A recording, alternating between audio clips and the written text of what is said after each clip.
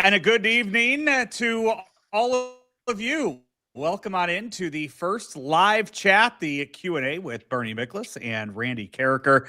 I'll kind of be the point guard here tonight. I'm Joe Roderick and kind of pass the questions on to these two sports talk legends as it's something we plan on doing here on STL Sports Central for our insiders, but tonight it's free to everybody, all 17,000 plus, close to 18,000 plus subscribers that we have on our YouTube page, and anybody else that just kind of comes on through here along the night. Feel free to ask these guys about anything that's on your mind on the St. Louis sports scene, the national sports scene, or anything at all. If we want to throw it up there on the screen and get them to answer it, we will. So we will do that as the night goes on, as long as you guys are participating. So welcome on into Bernie Miklasz and Randy Karraker. Guys, how are you? Doing good. Randy, I was thinking about this. I know this is not a traditional sports talk show we're doing here, but I don't believe it at 101 ESPN, like you and I. Well, we probably did work together on the same show a little bit, but I don't. This is different. Where we didn't take calls from at that point when we did maybe a segment here, a segment there. This might be the first time you and I, in effect, are taking questions, comments from listeners, watchers. Maybe going back to the 1380 days, right? Yeah, I was thinking the ITD roll home. That's probably the last time we did. And I just hope tonight on the internet that we can do better than Taylor Swift and Travis Kelce did. That's my hope for tonight. I'm looking forward to it because I love working with Randy. So yeah, this is great. Not to age you guys, but it was the first time I was introduced to both of you through the radio was the ITD roll home on 1380. I remember getting out of high school. Driving my Saturn out of leaving high school practice, whatever I was leaving, and turning on and listening to you guys on the ITD roll home, and that was one of the many things that made me fall in love with sports radio and want to get into it. So one of those days. So that's a nice little callback for that. And the phone lines were a lot different back back in those days until we graduated to text lines, but. Man, text and here on YouTube, you can kind of, sift through it and filter them out. You didn't really know what was going to happen on those phone lines some of those times. Yeah, it was an adventure. A lot of times we were on remote, and it's really tough to do phone calls when you're on remote. And it has nothing to do with the business that we were sitting in. It's just tough. It gets noisy. There's usually some technical issues or whatnot. And but Karraker's a pro, man. I would get I don't know that I would say I got panicky, but I'd get a little like, oh, what's going on? Randy'd be the cool head. He'd keep flying the plane, we would be okay. Well, Bernie, I learned a long time ago to not worry about things you can't control. And when there's radio technical difficulties, you can't control it. So all you can do is sit there and wait until they get it right. And we had to do that a few times, but it was fun. And we always enjoyed the people coming out, and we enjoy the people that participate here on STL Sports Central. And it is great to interact with the great sports fans of St. Louis. And it's Bernie, one of the things that we've done on the Randy Karraker show occasionally is ask where people are from. And we have so many listeners. And if you do have a question tonight from any world, tell us where you're asking the question on, because it's really cool to hear from St. Louis sports fans all over the world. Yes, absolutely. And Randy, speak for both of us here. We look forward to doing this. We have a new, endeavor here at STL Sports Central where we're offering an insider program, paid subscription, reasonable price. And they get a lot of perks. I mean, they get to read, 4 of my 5 columns each week. The other one's free. I'm probably going to do even more than that once we get rolling. And, you and I are going to host these chats regularly just for people that are insiders on the paid program. And, I know that there's some things that I want to do. I know there's some things that you want to do and you've already done. And I think that as time goes on, there's going to be more and more and more and more perks to being part of the insider club here at STL Sports Central. So, but this one's a freebie, and we're delighted to just be able to have the opportunity to talk with all of the people that support our site and who have supported Randy and Bernie through many, many, many years. I should say decades, really. It's great Yeah. to be doing this. So, and by the way, here at STL Sports Central, our director of content is Joe Roderick. So if you ever have any ideas or anything that you want to hear from us, you can email Joe. Is it Joe at stlsportscentral.com? It's still Joe at sportshubstl.com. We never had a chance to change the back end of that. So send Joe an email if there's anything that you'd like to hear from us. Now that you open that door, Randy, let me just say this. If you want to complain about anything at all at our site, Joe Roderick, just email. He'll appreciate the complaint. Joe they at sometimes even find, You know what? I could tell you this too. They have somehow found my personal email as well. So I have gotten some of those, and any of those I will be sure to screenshot and send your way as they come my way. A lot of good questions coming in. Yep. I will start with everybody right now is talking about Brendan Donovan. That is the topic of all sports right now in St. Louis, and everybody wondering when and if Brendan Donovan will go. I would love for it, if it's going to happen, to maybe happen right now as we are all live here on STL Sports Central and do an immediate instant reaction show in the middle of the live chat. But I will throw this up from Jordan Hall. If the Cardinals are taking the number 3 and number 7 prospect from the Mariners and Giants, and Donovan talks, is there a chance or interest in structuring a trade to get a 1-for-1 trade or a 1 or 2 in the rotation? I don't know, Randy. If you know, we trust you. We both trust Katie Woo's reporting, and you know, I'm not sure what the Giants are prepared to offer, and I know the Cardinals would like to get a power hitting prospect who just turned 21 years old. He already has a 30 home run season in the minors, and they would like to get. I never can pronounce his name, so I'm not going to embarrass myself. The Cardinals have Sanji, the switch pitcher. Yeah, the switch pitcher who I don't know that he really does that. I think he's much better from I forget which side. He's predominantly better on one side, but this doesn't mean that Seattle's willing to trade both of those guys. I mean, they're two of the Seattle's top prospects, but we went into the offseason with, if he's going to trade some of these guys, would it be great if he got a young starting pitcher that could be with them for years, but also a young controllable player with power. And so if Seattle's actually willing to do that, and I know you did something on this earlier this week on STL Sports Central. I mean, it sounds like an appealing deal to me anyway. I agree. Here's the thing, though, about getting a guy who's already established as a front of the rotation pitcher. Generally, that guy's got 3 or 4 years established in the majors. So if you go after a Kirby or a Gilbert or a Wu, I don't think that guy is going to be around long, if at all, when the Cardinals are ready to win again. I think Chaim Bloom wants to have these guys all grow at the same time. This is one of the reasons, by the way, that Donovan is marketable right now, because by the time the Cardinals are good, he's going to become a free agent. Not that the Cardinals wouldn't keep him, but he's 28, and they're planning on winning in 27. In 2027 at the earliest. So I think, Bernie, that's what I'm looking at, is that and look at what a mess this team was with all those veteran pitchers in 24 and the young lineup that they had, right? You have Gibson and you have Gray and you have Lynn, and then you have a bunch of 23-year-olds playing the field aside from your corner guys, and it just didn't make any sense. I think there's a better plan now with Chaim Bloom than there was under Mozeliak in regards to having a team all grow up at the same time. No, I agree. And, I was reading Baseball America recently where they updated their Cardinals top 10 prospect list. And so since we're talking about pitching, I was really excited to see it because I trust Baseball America. I really trust them. And it doesn't mean they're always right, because no one is always right about prospects, right? But the way they're describing Liam Doyle and Quinn Matthews, but Tanner Franklin, especially, because he's the second-round pick that they took out of Tennessee this past draft. The way that they're talking about him, I was basically kind of like, wow. I mean, they're fired up about this guy. They're flatly predicting he'll be in the Cardinals rotation in 26.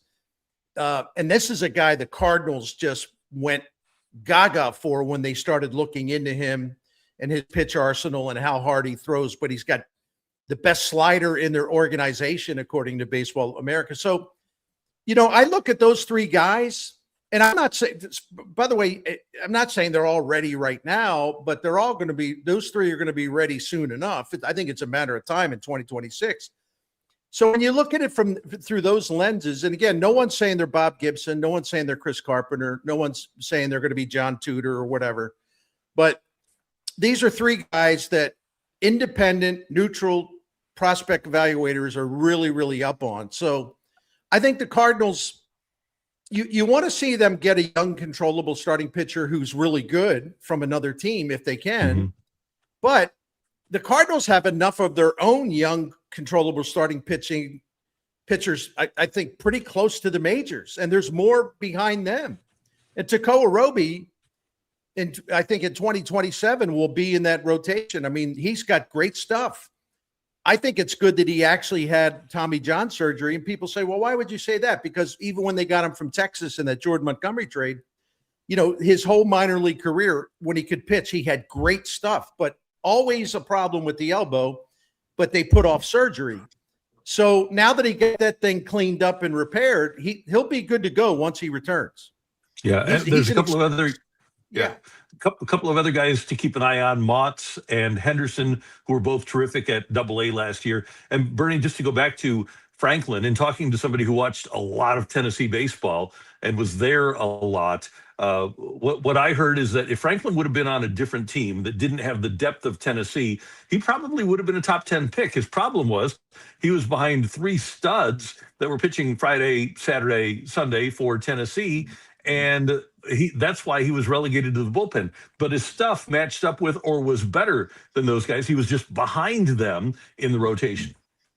Yeah, and Baseball America said he's got a plus fastball, not a plus fastball, but plus, which is about as good as it gets. And I mentioned earlier, and I don't mean to be redundant, but they love his secondary pitches, but they said his slider is the best in their system. His slider is nasty. So they have good pitching on the way. You know what it is, Randy? I think we have a gap year, though. They have right now they have 6 starting pitchers in a pool of candidates, and they're going to have, unless Chaim Bloom buys an insurance policy, picks up a veteran pitcher on a 1-year deal, they'll have to get through with the 6 guys they have in their 6-man pool. And there's not a lot of major league experience, or there's not a lot of heavy innings. So it'll be a challenge. But the good news is that it is a rebuild. That's the whole point. Things aren't supposed to be perfect or even good yet, but they're going to get a long look at some guys that could be part of their team in the future for a long time, or maybe not if they don't perform well this year. But the cavalry is coming from the minors with some other young starting pitchers that are pretty exciting. Joe? You mentioned the arms that they have, and you guys are talking all about the young arms that are in the system. So I'll throw this up there from Healing Men's Hearts. Do you think the Cardinals will go with a 6-man rotation in 2026 due to concern over the young arms? A few of the guys that you've mentioned already, Kyle Leahy probably going to get a chance to start as well. So what are your thoughts on that? I got mixed thoughts on it because I want to keep although a 6-man rotation, Randy, I'll be quick this time. A 6-man rotation, I think, would actually mean it'd be more likely that they call up a Liam Doyle and a Quinn Matthews or a Tanner Franklin, because they're not going to want to throw those guys in and, have them just roll up all kinds of innings their first time in the major leagues. If you go with a 6-man rotation, you can slot one of those guys in a way that gets him integrated into the major leagues without a lot of pressure. So in that regard alone, I would be very much interested in a 6-man rotation, because it gives you a chance to break in some of your prospects, at least 1 or 2 this season anyway. And I think at some point we know that Dustin May is probably going to get hurt, right? But I think about it this way. I think Liberatore's ready to be a 160-inning guy. A couple of years ago, between the minors and the majors, McGreevy threw 153. You've got Dustin May. Palante has thrown 120. He didn't have the best year, but they're hoping that he can make the adjustments to the adjustments that have been made for him. So Leahy is really the big question mark. But if Liberatore, McGreevy, Palante, and I don't know about Fitz, and then May, maybe, and that's just you're going to have injuries. That's just the guys that start the year, and maybe Leahy. I think that the Cardinals are in that mode right now where they want to get back to having pitchers throw innings. And I know that there are some guys, those younger guys that we talked about, that they want to protect, but I don't think that starting group really needs to be protected. Well, I think Liberatore had that typical first year as a starter thing where, he hit the wall, but he pushed through it really, really well. And I've got a lot of confidence in him. Listen, Dustin May's interesting because I think he really is healthy. I think his problems last year, he had a 4.96 ERA, which is the first thing people go to. And they say, oh, there he goes. Heim Bloom, he's dumpster diving or whatever. Dustin May had to get back on the mound. I mean, he hardly pitched in 21, 22, 23, 24. The fact that he got on the mound and he made 23 starts was a real forward movement for him. And the problem with him, and I did some deep dive stuff on this, is that he didn't have the stamina endurance. And people might wonder, well, boy, that's not good. Well, it's understandable. The dude hardly pitched. You got to build yourself back up. And he also had the torn esophagus where he lost 45 pounds in the spring of, late summer 2024. So that's what it takes. Yeah. So he got to spring training in 2025 and he still had to gain some weight and some strength back. So when you look at the 4.96 ERA, I mean, try to put it into context what was going on with him. And the esophagus had nothing to do with his arm or his shoulder or whatever. Randy, quick stat for you, and then I'll shut up. He made 23 starts last year. 6 of them were really bad. The other 17 were very good or average-ish. In those 17 starts, and keep in mind, he wasn't at his best physically in terms of endurance. He had a 3.30 ERA. This guy can pitch. He's got to build up innings. He needs a lot of reps. And then I think we'll see the guy that the Dodgers were once so hepped up on before the elbows surgeries happened. So we both like McGreevy, and I think we have. I'm confident that Leahy, with all those different pitches, they're all good, can be a good starter. I don't know what to make of Palante, but it's going to be interesting because this is a good tryout. This is a good audition for these guys. They all can make their mark in 2026 and solidify their future. Or not, right? Right. And we tend to forget because it was a long time ago. Palante made 20 starts, had a 3.56 as a starter in 2024. He was arguably the Cardinals' best. Well, I guess Gray was their best starting pitcher in 2024. But after him, it was Palante, and the league adjusted to him. And in talking to people in the organization, they still like his stuff, but it's just a matter of him committing to a plan and being able to utilize his stuff. And it's more use of the repertoire than what the stuff is. And he just needs to buy into pitch selection and using his stuff in the right way. Yeah, I'm not giving up on him yet because I'm like you. I was really impressed by what he did in 2024. But he took a step back this past season, but it doesn't mean he's done. It doesn't mean you write him off. That's what a rebuild is. A guy like him will get a chance to reestablish himself, and it's up to him whether he does it or not. Exactly. With some of the new names that we are going to see in the rotation this year, Fitz and May and probably Leahy, Caddyshack Hack throws out there. Do you actually think the Cardinals rotation will be worse? No Miklasz and no Fetty in the rotation this year, and you get a full season of McGreevy. You do lose Sonny Gray, so that is a big loss there. But when you look at the subtractions that they have made, along with the few additions so far, how do you guys see this compared to what we saw last year? Randy, real quick, if you look at this 6-man pool of starters, I did this today in my video and pointed out that they had a win-loss record collectively in their career, major leagues as starting pitchers. It isn't very good. And they had an ERA collectively as major league starters only of about 4.36. So there's something there to work with. And yeah, I think the point from Caddyshack Hack is I think it's a really good point.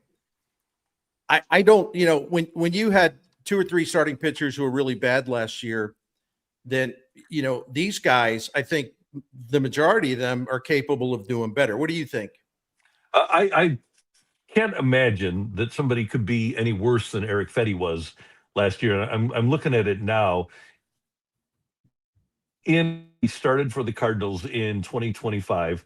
I think they were 3 and I think it might have been 3 and 18 in 21 starts. It was something horrific. And the Cardinals actually, if he would have just been 500, would have been in the hunt. And I don't know that let me start by answering the question. I don't know, because none of us know how Fitz is going to perform with the Cardinals, or whether or not Leahy will be a decent starter. We just don't know. That being said, it's hard to imagine that somebody could be worse than Fetty was, because he was really bad. And Miklasz, especially in the second half, just had an awful time.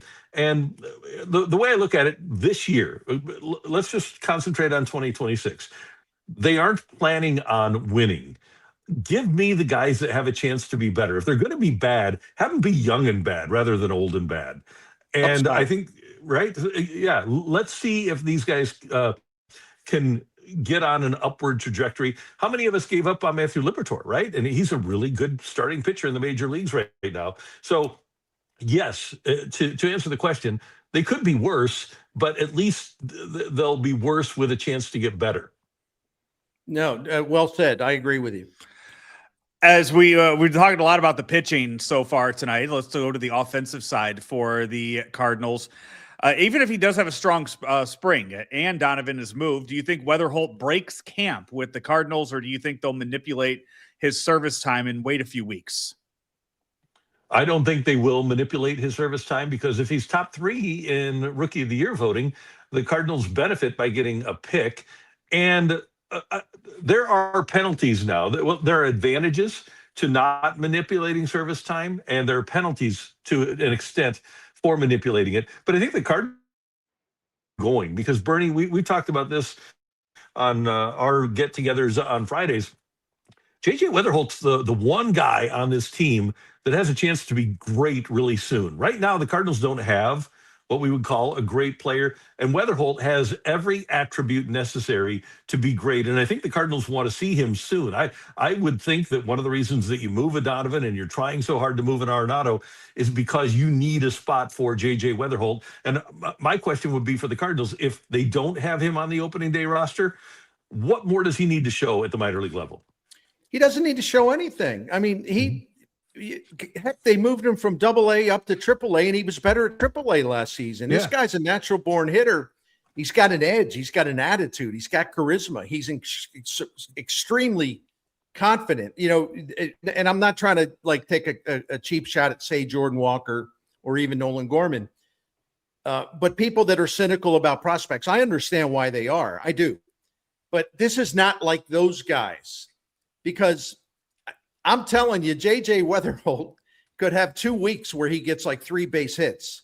His confidence will not be shaken whatsoever. He goes in every game thinking he's going to get 2 or 3 hits, if not more. I've always said this. He's got some Bryce Harper to him, like in terms of his vibe and his personal characteristics. Just like, you're not going to beat me. Throw me that pitch again. You're not going to beat me, okay? The Cardinals desperately need that presence in their lineup. And the other thing, Randy, your point about they would actually gain a draft pick if he finishes in the top 3 or better. So there's a motivation to play him right away. But the other thing, if you want to start to rebuild your attendance, when you legitimately have an exciting, charismatic player, and the Cardinals have a few of those guys. Liam Doyle would be another one. Hunter or Tanner Franklin would be another one. Raynel Rodriguez would be another one, the catcher. You'll get your fans back when they see enough of these guys on the field and they see, wow, I kind of get this now. These guys have game, and they're young, and they're going to make mistakes. These guys can play, and they can play with flair, and they're fun to watch. That's how you get fans back. Then the next step is the actual winning part. But when you roll out all of these guys and people see their talent and their personalities and their edge and the fact that they really represent a new era, I think fans will be excited to the point, they'll at least come to the ballpark somewhat, buy more tickets somewhat this season. You got to put them out there. You got to put those guys out there. You can't hide them in Memphis. Yeah. And by the way, as opposed to manipulating service time, with Jordan Walker, they actually rushed him. They brought him up too fast. So I don't think that and we've talked about this before also, the Cardinals, they still want to win. And I don't think that they want to, at least their personality hasn't been to manipulate service time like the Cubs did with Chris Bryant back in 2015. I don't know that that's something that really is in play in terms of manipulating service time for Cardinal rookies. If they keep trading guys, or if they get around to trading a lot of guys, they might have to have a choice. But to have JJ Wetherald start. Ricky in South City, no question here, but just commenting Randy and Bernie together again. This is a dream come true. Ricky, actually, every single week here on STL Sports Central, every Friday morning, you can watch Bernie and Randy as they get together every Thursday afternoon and talk about all of the latest topics and everything going on in the world of sports, including sharing a lot of stories, too, from all of the things they have covered and seen in the sports world over their careers. You can see about the first 18 minutes of that for free on YouTube each and every week. Insiders get the full 45 minutes or so, however long you guys go with that each and every week. So become an insider today. More information on that coming up, or you can go to stlsportscentral.com and click the banner up top and see the deals and everything you get by becoming an STL Sports Central insider. But yeah, you can find Bernie and Randy each and every week talking together here on the sites. And by the way, Joe, Bernie grew up with good football with the Colts. You know, he was as a little boy, Bernie had an opportunity to watch a Super Bowl. As a little boy, all I ever saw was 4-9-1. And Bernie was actually on this date in 1974 that the St. Louis Football Cardinals and you chronicled this in an incredible piece when the Cardinals left called The Feudal Franchise at the Post-Dispatch. But it was on this date in 1974 that the Cardinals clinched their first playoff spot as the St. Louis Football Cardinals. First NFL playoffs were clinched with a win over the Giants. They scored the last 26 points of the game, and Terry Metcalf scored a couple of touchdowns. And man, it was so different for me seeing good football under Don Coryell. And I'll never forget that season. I was 12 years old, but I always remember, and you'll love this as a newspaper guy too, how when they got to 7-0 on that season, nobody expected it, and their top fold on the front page of the paper, it's the St. Louis Football Cardinals are 7-0, and it's one of my favorite memories ever that we as sports people, we took over the front page of the newspaper. Hey, listen, there in the 28 years of Bill Bidwell and the St. Louis Football Cardinals, although and there were the times that they had a different playoff format, they would have been in the playoffs more often. But I tell you what, it wasn't enough of good times, but those Coryell years were fantastic. I would admire them from afar, and I was excited when that Coryell team came into Baltimore Memorial Stadium. I'm sitting there with about 25 of my Polish relatives, original Colt season ticket holders, and I was just sort of like, wow. And those helmets are outstanding. Those helmets are great, and all of our relatives say, man, that's a really pretty uniform, because they didn't come to Baltimore that often, right? Yeah, and they just had a look about them, but they finally had a team offensively that could match the good look of the uniform and the logo. Was that Burt Jones? Was that the Burt Jones Colts? Yeah, I got to remember the timeline. Yeah, they had drafted him, but I don't know that he was the starter yet. 1975 is when he broke out. And that's the team that won 3 straight AFC East titles with a really young nucleus. And then everybody got hurt. And Bob Irsay stayed drunk, and then the rest is history.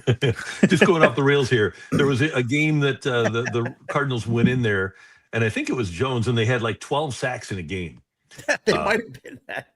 It might have been that one. Yeah. You guys are talking football. Jones was a lot of fun to watch. Nobody wants to hear about him. He was a lot of fun to watch. Oh, man, he was a good quarterback.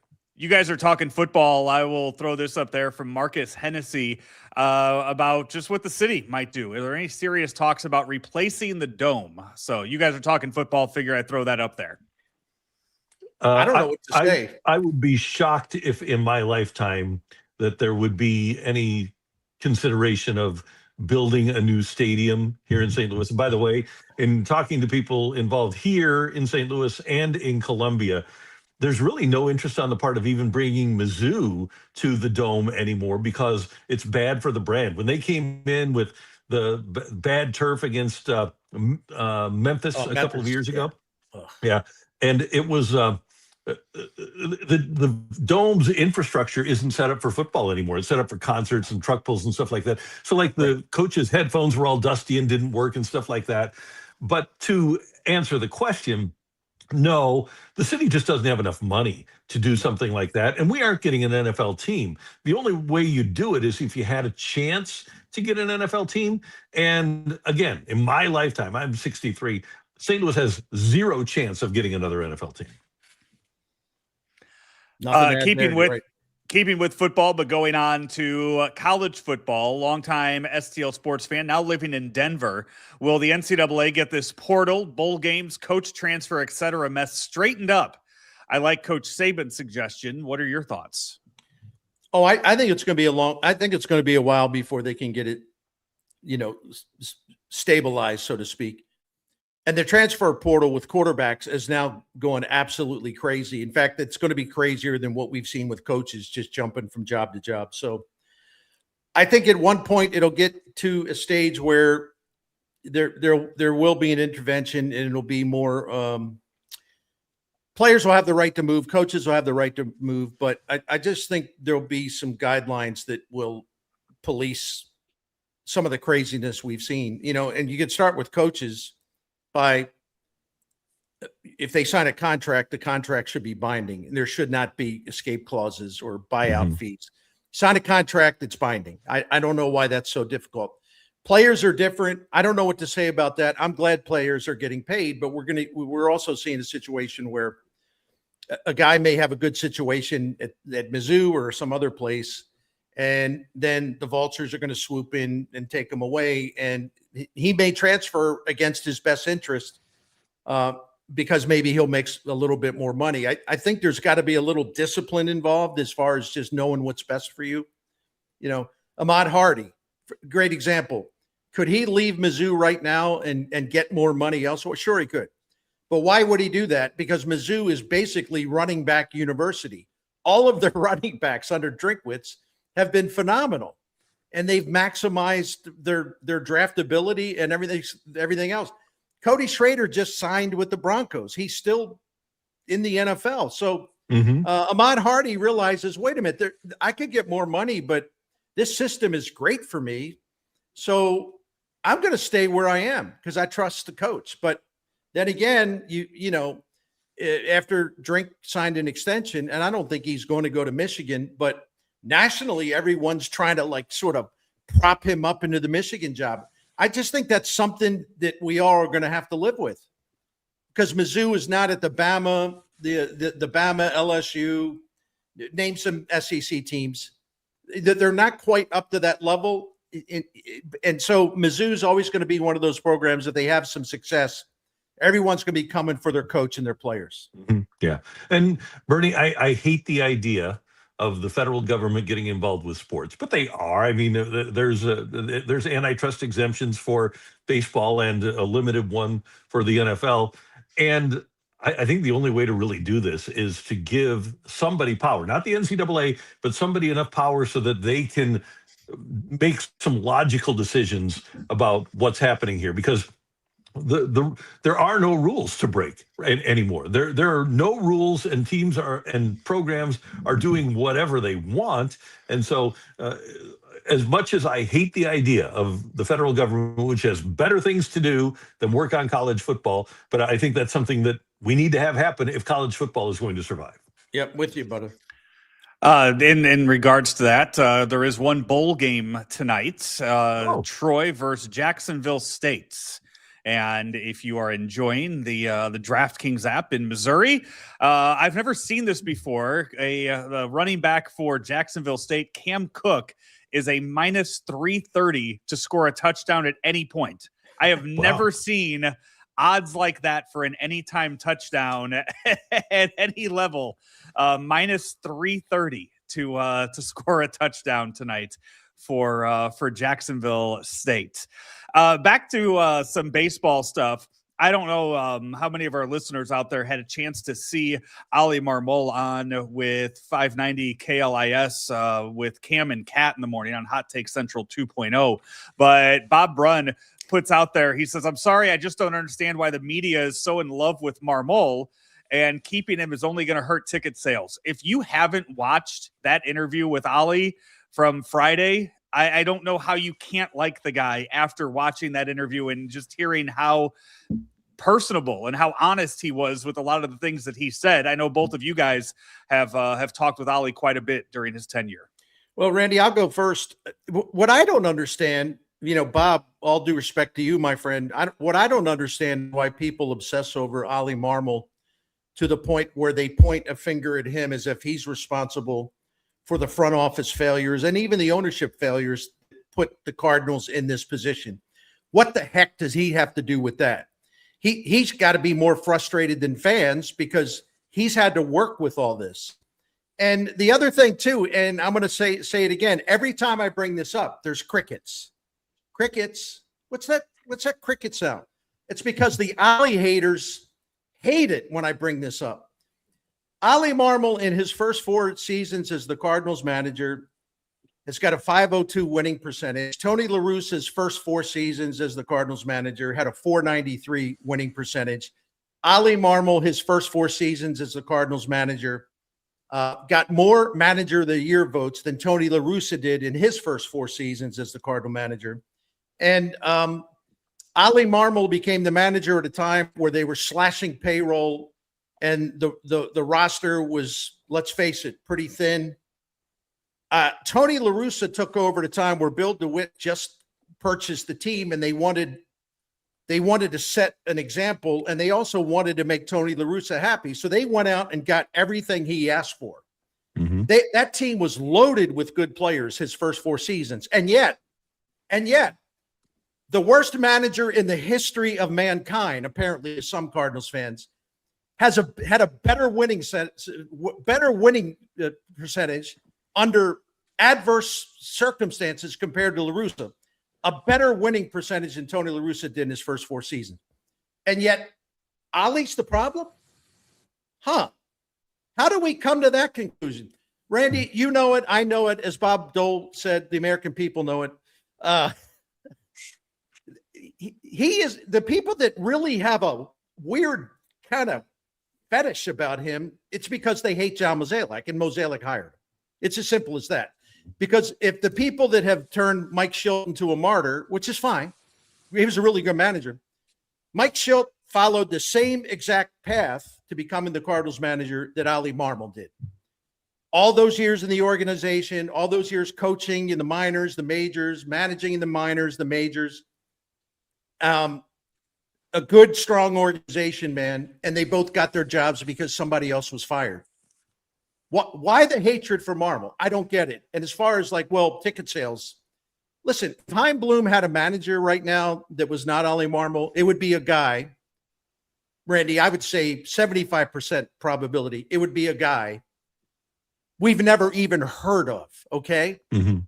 Just like when the the Kansas City Royals hired their guy. Now, I never heard of him, and he's a good manager, really good manager, but he came from the Tampa Bay system. Chaim Bloom would hire someone that is not a name. It's someone that he thinks is really smart. That guy wouldn't sell any tickets either. So what's the point exactly? Mm-hmm. Yeah, right. I agree with everything you said there. A couple of addendums. Number one, I think in addition to, well, let me start with this. I think Oli is better now than he was the first day he managed the Cardinals. When he makes mistakes, he owns them. I think a lot of people don't like him because of what happened against Philadelphia in the playoffs in Right. It was bad. That was 2022. bad. Yeah, and you can have that discussion with him. He's a better manager now than he was on that day. But organizationally, and this was in Joe Madden's book. Joe Madden talked about how he would get all of the minor league coaches and managers and personnel people together at the beginning of spring training. They'd get a ballroom at a hotel and they'd go over the way that he wanted the team to play, whether it was in Tampa or Chicago or with the Angels. And Oli and Tony did that too, by the way. Yeah. And somewhere along the line, the Cardinals they stopped allowing their manager to do that, to have an effect on organizational play. And back when Oli was managing in the system and Tony was the manager up here, Dan Bellardella was at low A and Oli was at high A. Dan Bellardella would give a player to Oli. They'd communicate. He'd say, okay, here's what he's good at. Here's what he needs to work on. Let's try to make him better. Oli would work on those things, send him to Schilt, who is at double A, and say, okay, here's what you got. Here's what you got coming. Here's what you need to work on. Pop Warner was at triple A. Schilt would send the guy to Pop Warner, and Pop Warner would polish him up, and then they'd send him to the major leagues. That level of communication left the Cardinals under John Mozeliak. I have no Right. I don't know why. Staff and it's the most logical thing in any line of work, right? Communication. And the lines of communication were just totally cut off between the major league staff and the minor league staff. And I have to believe the minor league staffs from double A, triple A to double A to single A to low A. And so I don't think that Oli was dealt a very good hand in terms of being handed players that are ready to play at the major league level either. You're right. Okay, he took over at a time where, frankly, it's a pretty bad time to become the St. Louis Cardinals manager. Mm-hmm. And why people don't understand that is beyond me.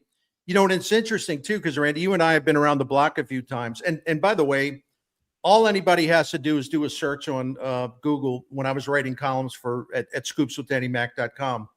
When Oli Marmol screwed up game one of that playoff series, I went ballistic.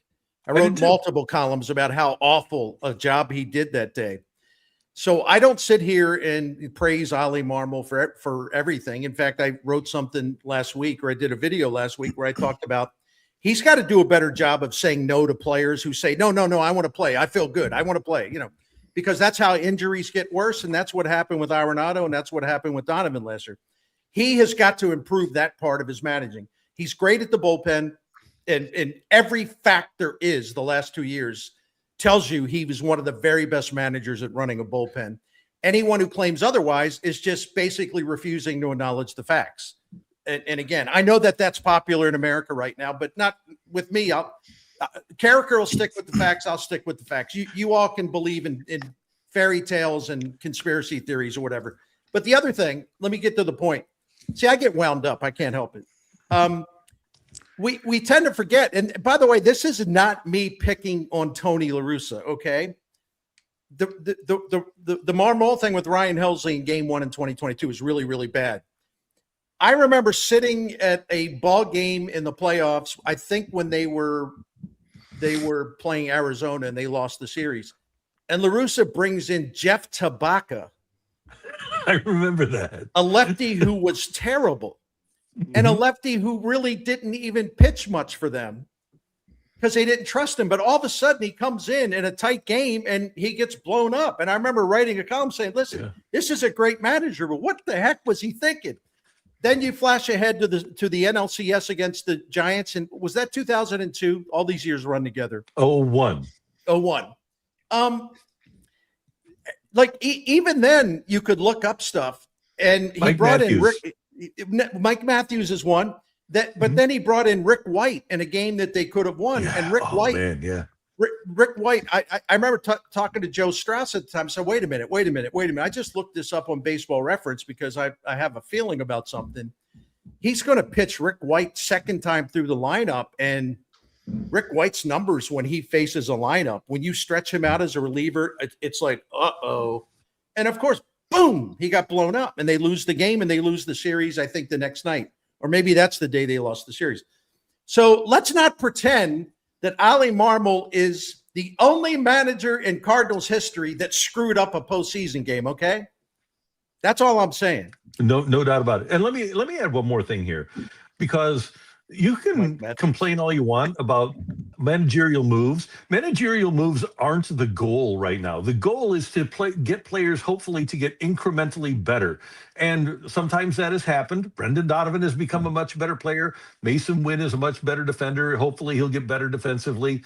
Newt Barr, for better or worse, those underlying numbers are better. Pajes is a better player. You want to see more, obviously, of Victor Scott and Jordan Walker. And the pitching, obviously, the young pitching is. I think there's a lot of good.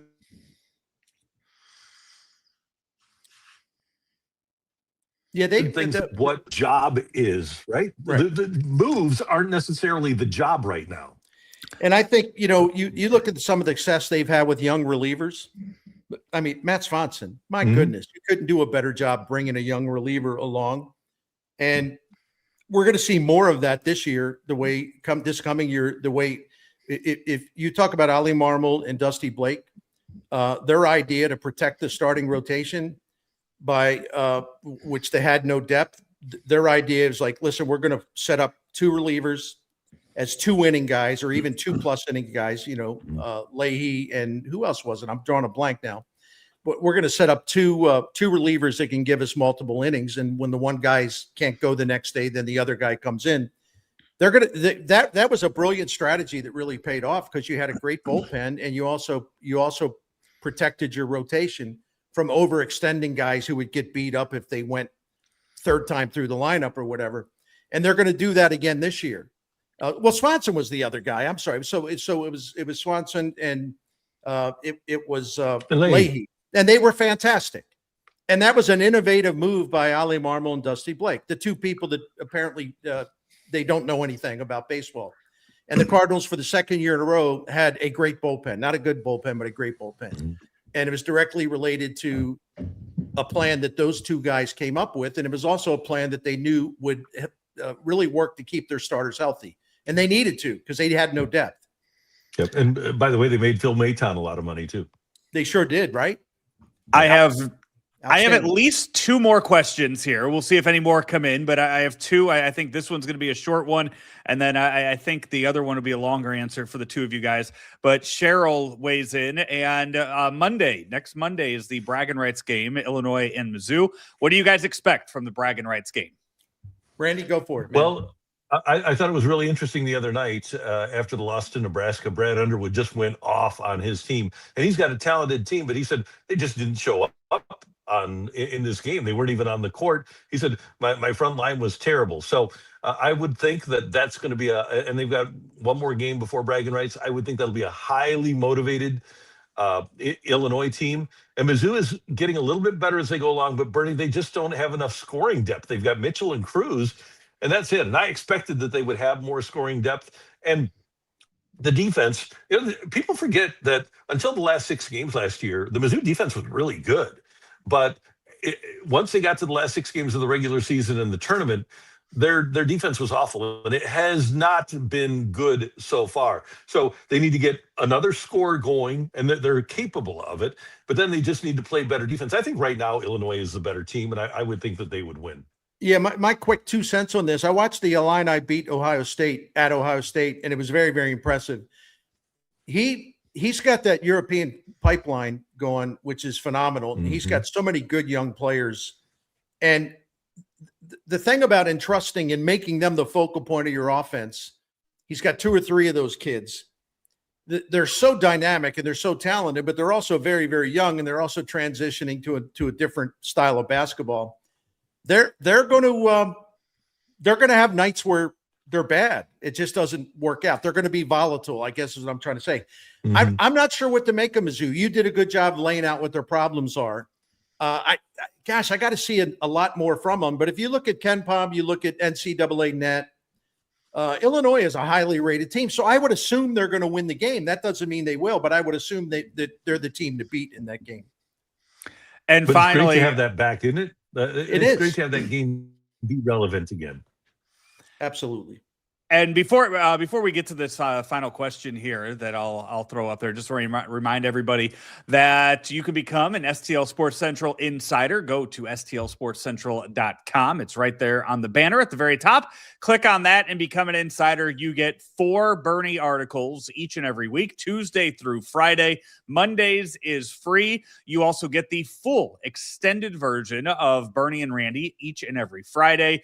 You can get the free version. That's about 15 minutes or so. But if you want the full 45 plus minutes each and every week, become an insider. That's what our insiders get, along with all other kinds of content that we will be putting out, that we have been putting out. Some other things are in the works with that as well, along with prizes, giveaways, and experiences that only our STL Sports insiders can get. And also, I want to let people know we have that our STL Sports Central store is very soon to be open. All kinds of merchandise and new things coming your way every week, every month on the STL Sports Central store. Look for that by the end of this week as well. I will throw this question out there to the two of you because I know both of you guys are St. Louis sports historians, and you have seen a lot and experienced a lot over the years. But right now, with the Blues playing the way they are, Cardinals coming off multiple years of not making the playoffs, I will, and just everything else Mizzou related, not making the postseason 2 years in a row. Has there been a worse time to be a St. Louis sports fan? Randy, I wish I could remember the particulars, but there absolutely was a worse time to be a St. Louis sports fan. Mm-hmm. I believe it was in 1994, and baseball was on strike. There was no NFL team. Hockey season hadn't started. There was Hockey nothing was locked going out, on. remember? Right, yeah. Hockey right, had a that's lockout. right. Hockey had a lockout. So, and of course, the baseball season was shut down early. So you had St. Louis, which a medium plus size sports market with no sports teams active at that moment. And I remember writing a column, going down to the I think we were still in the old St. Louis Arena days, and the only sports team in town was the indoor soccer team. And I remember writing a column about how, no offense to the Ambush, who I liked, but it's like, this is it. There are no other sports literally active right now except for an indoor soccer team. So yeah, that was a much worse time than this. I mean, not even close.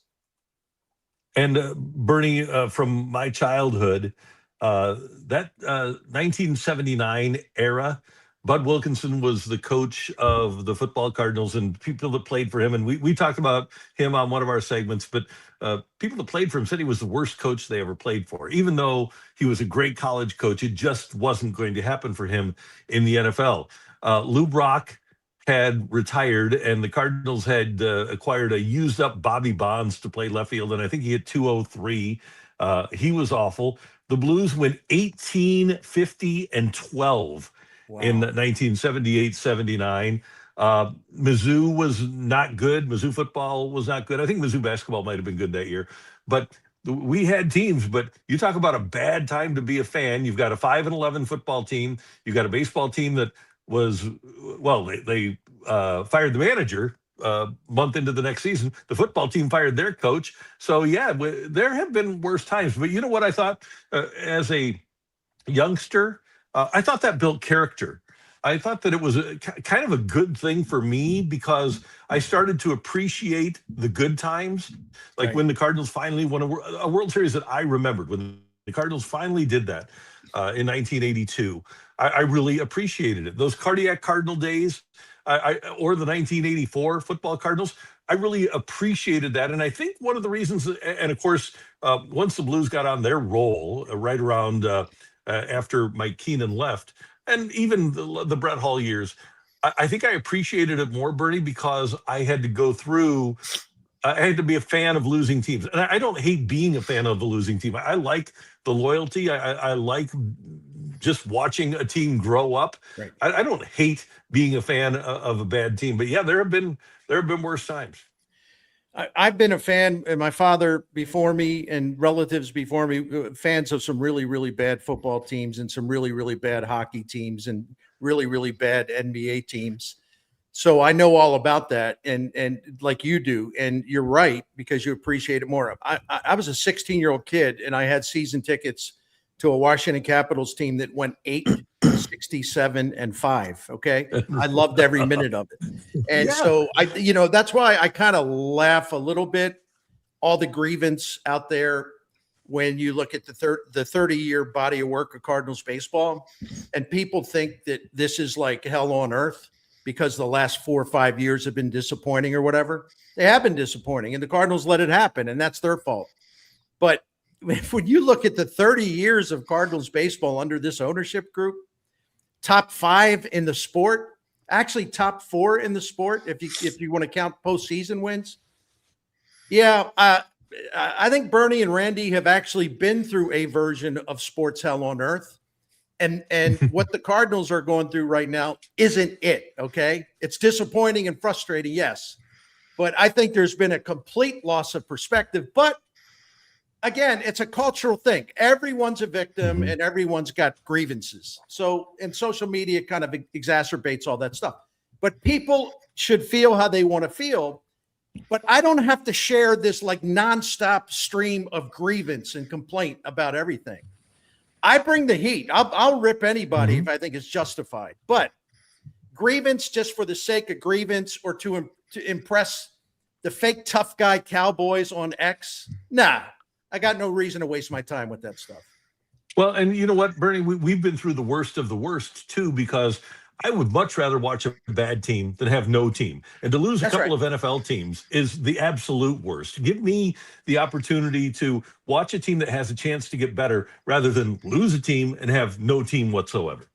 Hey, Joe, pop up that Marcus Hennessy comment, and we'll make that the final one. I love this one.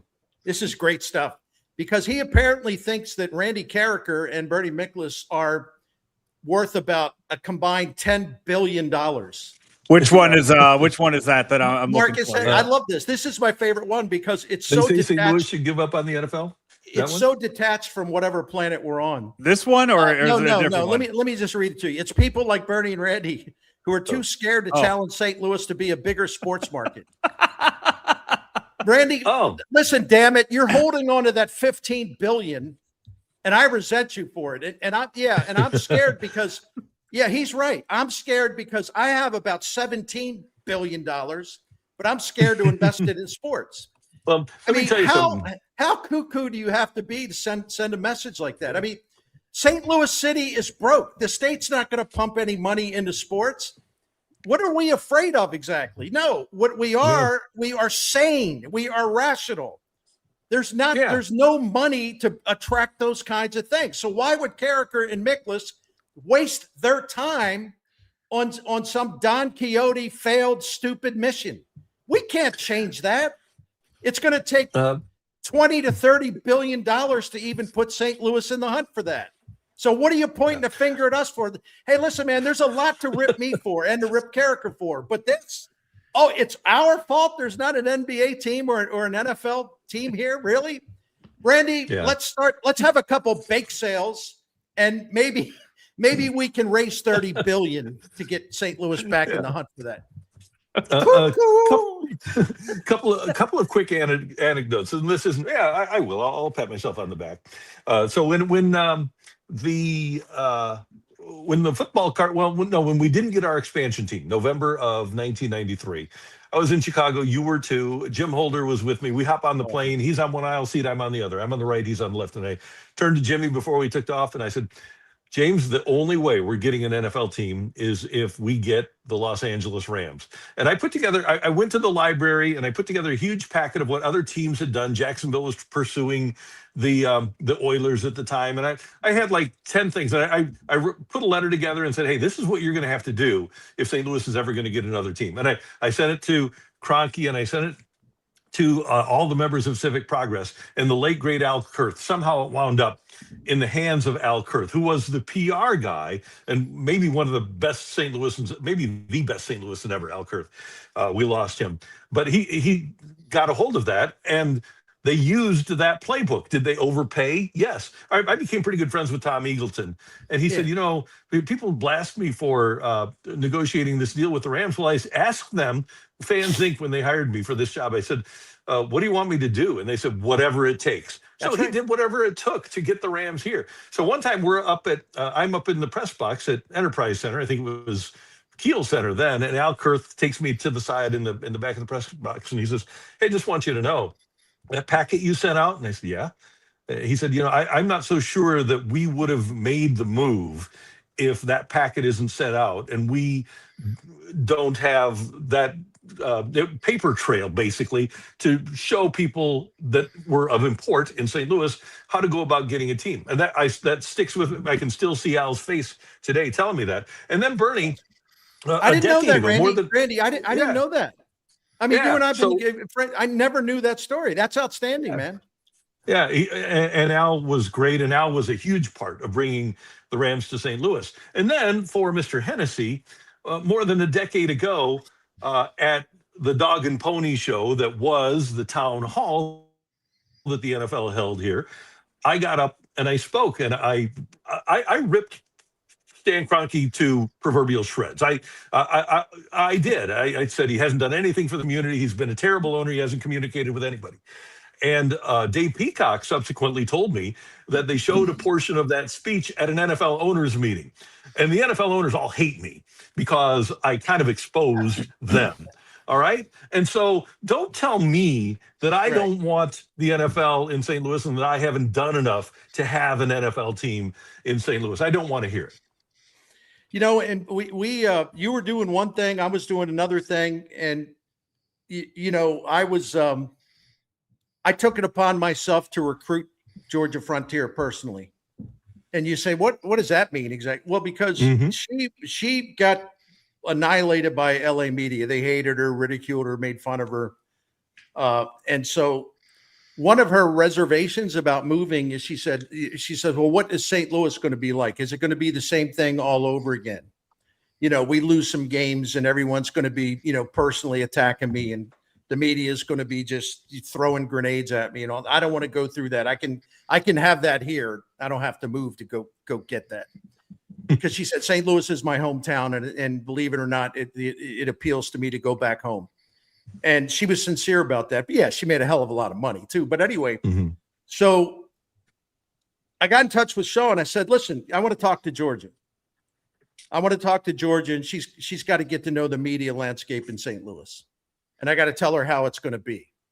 And I'm going to tell her how she'll be received with open arms. The fans will love her for coming home and bringing the team. Everyone will be happy. And when I finally had all these long conversations with her, I just said, Georgia, as long as the fans of St. Louis believe that you want to win and you're going to try to win, and you are putting it out there for your people that they have to do what it takes to win, they'll love you forever. Don't worry about this. No one gives a damn how much the media hated you in LA. This is your hometown. You're coming home. You're doing your hometown a huge, huge thing by bringing the NFL back. So we became really good friends. And some people say, well, you shouldn't be saying that. You're supposed to be objective. I was objective. I ripped the hell out of the Rams when they deserved it. I never at any point had a problem with the way she ran the franchise. And I got to know her well. I would see her in public.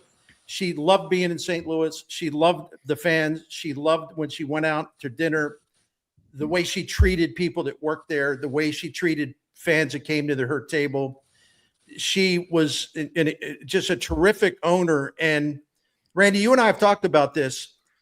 Georgia Frontier, John Shaw, thought he had to push really, really, really hard to get massive renovations to the dome. And he told her it's going to get rough, and we might have to threaten to do some things like that escape clause and all that. And John Shaw told me this. Georgia stopped him in his tracks. No, this town has been great to me. I love St. Louis. I love these fans. I've never been happier. John, I know we need some stuff. I know we need a new Jumbotron or whatever. So just make a deal, but don't hold a gun to anyone. I'm not going to do this to this city. I'm not going to do it. The problem with that is that unfortunately she was older, and unfortunately she got breast cancer, and unfortunately she left us. If she had been a younger person and had owned that team, they never would have left. She had loyalty to St. Louis. She had loyalty to St. Louis. And when you talk about being a big time sports city again, let's just take a guy, Dave Stewart, according to the internet, has a net worth of $12.4 billion. Dave Stewart could go to the NFL now, go to Roger Goodell and say, hey, I've got $12.4 billion. I want to build a stadium and have an NFL team. The NFL would say, it ain't happening. So even if we did have our $17 billion, we could build a $3 or $4 billion stadium. We aren't getting an NFL team in St. Louis. Our corporate base has dwindled. Our population has dwindled. Our city is really struggling in terms of being able to keep buildings up and prevent crime and things like that. We just are not at a stage, and it probably won't be in my lifetime again, where we can, with any hope at all, pursue an NFL franchise. That's right. That's the reality. People don't want to accept it. That's the reality. You know, and St. Louis twice has sued the NFL, and I don't blame them. I mean, I'd say they're wrong to do it, but there's a lot of scars there. So, yeah. And the NBA, in fact, the NBA, listen, this will get everybody mad who thinks that you and I are responsible for no NBA team or whatever. The NBA would be absolutely nuts to bring a team to St. Louis. I mean, totally crazy. There are so many markets they can go, including where they want to go, some international markets. That ain't going to happen either. Bill Laurie had the chance to do that, but he threw a tantrum because David Stern told him way back when Laurie bought the Grizzlies, the Vancouver Grizzlies. And Laurie started talking about he was going to move him to St. Louis right away. And David Stern said, look, man, just play ball with me here. We'll get you to St. Louis. But we have to make it look good. You got to spend a season in Vancouver. And if you do that, I'll take care of the rest. But you have to do this. And Laurie had a tantrum because that's Bill Laurie. Had an absolute tantrum, went nuts. Then he sold the team to somebody a year later who did what David Stern said. Stay in Vancouver for a year and we'll get you out of there. Then he moved it to Memphis. We would have had an NBA franchise if Bill Laurie wasn't such a tantrum throwing adolescent who, you know, if he just would have been patient. And Bernie, you remember at that time, this is for people that aren't aware of this, it was 2000, and the Blues salespeople were actually selling luxury suites at what is now Enterprise Center. They were going to rename the team the Rhythm. It was going to be the Rhythm and Blues. Wow. And Bill Laurie already owned the team, like you said. The deal was done. All he had to do was wait for a year, and Michael Heisley from Chicago, he did. He bought the team. He waited for a year and moved it to Memphis. All year, and he would have had his basketball team and had his hockey team and had his building. That was a huge missed opportunity. It really was. Big time. Yeah. Guys, we will end on that for our first live Q&A. And as we talked about throughout the show, this is free tonight. It will be available to our insiders coming up the next time that we do this, probably in the new year. In order to become an insider, go to stlsportscentral.com, click on that banner, and see what the options are to become an insider, along with the live Q&As, fan experiences we will be offering in the new year. One of those includes a Blues game in the alumni box with Jamal Mayers and others. We'll have Bernie's articles Tuesday through Friday. You still get Monday for free, and the extended version of Bernie and Randy each and every Friday. Just a few of the perks of becoming an STL Sports Insider. Hope you enjoyed the live Q&A and the live chat that Bernie and Randy have provided for you tonight. A lot of great stories from that. And if you have missed any of it, we will, it'll be available for you on the YouTube page. We'll try to get that audio up for you as well, so you can listen to the podcast version of it. If that's how you'd like to get your media instead.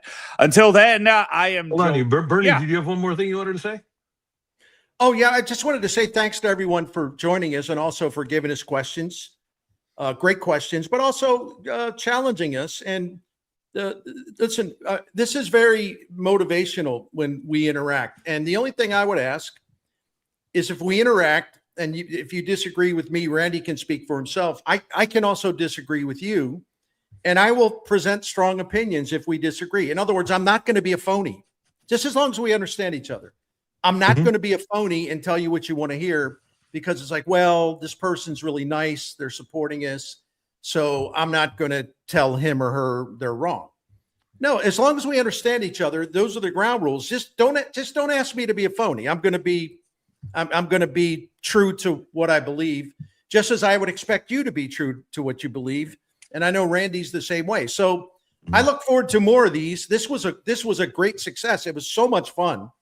And I really, really enjoyed it. And I love everyone who came in, even those who gave us some grief, which is part of the deal. And it's totally cool. So thank you all very much. If you haven't done so yet, make sure to hit that subscribe button on the STL Sports Central YouTube page so you get notifications anytime that we post a new video or if we go live, because when and if the Cardinals make a trade this offseason, we will be coming your way minutes after with a Card Central instant reaction show, along with all of the other great content we provide you here on STL Sports Central. For Bernie Miklasz, for Randy Karraker, I'm Joe Roderick. Hopefully you have a great rest of your evening. Thanks for watching, everybody. Thank you.